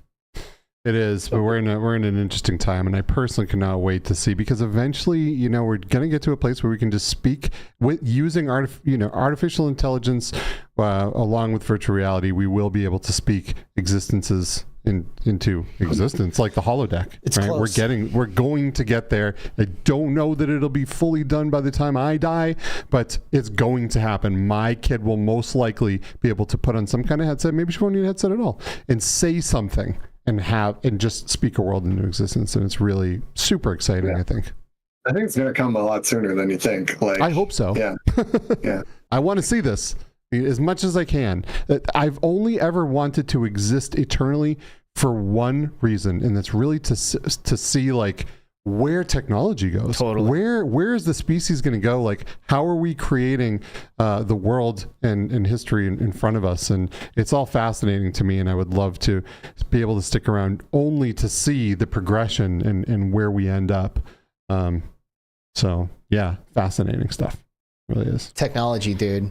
So I want to start wrapping this up, but I think I just have like one more thing I want to ask about, and that is Anticleric, the handle. Tell us about that. So I used to, I went through this kind of like hardcore atheist phase, which I think a lot of people did that were on the internet in the early 2000s. And I was volunteering for this place called the Center for Inquiry. I was on their board as a multimedia guy. I was doing like all their multimedia stuff for the YouTube channel and stuff. And I just needed an email address that would go with the theme for like work stuff. So it was the idea is that it's like the opposite. It's not like anti-cleric, like it kind of is, but it's more like clerics represent dogma, right? And like firm dogmatic ideas, and it's kind of the opposite of that. It's like open-mindedness kind of. Man, don't ask people about their handles. That's such a goofy thing. I don't. Well, but I'm forced to type it in when I want to tag you into my video today. So the one before that was worse. It was like teenage kid on like I'm not even gonna say what my old handles were. Like BBS day handles. But yeah, it's good because it seems to be pretty safe to use. Like it's I seem to be the only one. Yeah, I feel you. I mean, I've said this a million times, but like when I realized I was going to get into making content or being a part of this community, I like really waffled on what I was going to go by. Like I literally thought about it for weeks, and finally I was like, dude, like I want to get involved professionally, and I don't want to have to like reintroduce myself to people after they've gotten to know me as something else, So I'm just going with Alex. I'm Alex. That's it. You know what I mean? And I've no one's ever going to ask me where my handle came from, There's something to that, but there's also something to sort of like branding, right? It's like, yeah, I don't know how many people know me by Anticleric rather than Blair, but yeah. Which is kind of opposite for me. I got my nickname Skivo when I was in like middle school, and it always stuck and became my gamer tag, and then just what I've always been called. And even in professional meetings at my job, 99% of the time I'm introduced as Skiva and just known that way. That's so I've just kind of taken that on as my identity, but I'm not like, I don't love my name either. Do you know what I mean? So like, I'm not like, oh, I'm replacing. It's just kind of like my own self branded identity, I guess, something that I guess I just liked a little better. Well, and it wasn't a self-given name either, right? Right. Like somewhat like it was a nickname that people started calling you, and it just stuck. I definitely wouldn't use nicknames that people started calling me. People, somebody mentioned the clerics, the Tetragrammaton clerics in Equilibrium. Love that movie. That's definitely. I was probably vibing with that at the same time. Also, I know my PlayStation account for a while was Tetragrammaton. So nice. Anyone out there that has not seen that movie, Equilibrium, go watch that immediately. That came out around the same time as The Matrix, and The Matrix kind of snuffed it out, I remember, right? But to me, Equilibrium was just as good of a movie. Nice. Like, it was so good. Unbelievable. It's like 1984 meets awesome gun fights, meets like Brave New World. Also, it's very similar. Like, it's phenomenal movie. Dystopian fiction. It's amazing. It is. It is. I'm going to add that to the short list and watch that as soon as possible. You should. And I'm also going to end the show. You know, it's Blair, thanks for coming on, first of all. Second of all, thanks for going the distance and kind of doing a little bit of a longer episode with us. This was something that we've been looking forward to for a while, and I think this was fantastic. I think we've really had a great conversation here today, and we really appreciate your time and your contributions to the VR space. You know, I know it's sometimes it looks bleak. You know, maybe you have like a you can portray like some jadedness from time to time, you know, but we're all still really, really optimistic about it. And one of the reasons is because there's people like you out there, like putting in the time, putting in the effort, and treating it like art rather than just a business or whatever. So thanks a lot for all that. Thank you. Thanks. Yeah, absolutely. Everyone, please say goodbye to Blair Renaud from LOW-FI and Technolust and Grand Theft Auto. See you, Bye, dude. Blair. See you at AWE. And boom, he's gone. Just like that. Never to be seen again. See you later. Hey, and thank you all for tuning in for the live episode, you know, or maybe you're catching this on your favorite podcast platform, Spotify, whatever. Maybe you're watching this on uploadvr.com because we are indeed partnered up with UploadVR. However you've decided to tune in and watch or listen to this, thank you so much for your time. You know, 2 hours is a pretty good chunk of time, and it's like insane that we have so many people tune in for that long, and it really means a lot to us. So thanks for putting some wind in our sails and allowing us to do this show and tune in, because it ultimately, you know, the participation from everyone in chat really does make this a better experience, I think. You know, especially for us. Especially so thank you for being there. Yep, absolutely. Appreciate you. I'm going to just say thank you, like I said, to everybody, just kind of as a blanket statement, because we're about to hit that 2 hour mark, so I don't want to spend too much more time here. But this was really awesome. It was phenomenal. And next week's going to be really good too. We have a special guest coming too, and this is going to be more of a Between Realities episode that maybe we're into from the first couple seasons, where we really dive into like reality and consciousness and things like what is reality? What does all of this mean? And it's going to be really cool. Tino is a really, he's very, one of those thinkers, like a Karam or a almost like a Ken Bai type, right? That it's really going to be an interesting one. So please come on by, join in on the conversation as we dive into VR. With who? Kind of Tino. Tino? Yes. Tino Trong? Yes. And I wish I could remember his company name off the top of my head, but I'll be putting out updates out there on Twitter and stuff. So this is going to be a good one. Cool. For sure. Like and subscribe. Yep. Hit us up on Twitter. Hit us up in our Discord. Link is in the description below. I'm going to be playing Zelda all weekend, so don't look for me, but you know Skiva is going to be in the headset, and I'm sure Sunday I'll be definitely playing some Ghost of Tabor, so hit me up if you want to get in and do some raids. Nice. Yep. Nice. Love you all. Thank you so much for tuning in to the Between Realities VR podcast, and we will see you in 1 week with Tino Trong. Have a great weekend, everyone. See you next time. Bye-bye.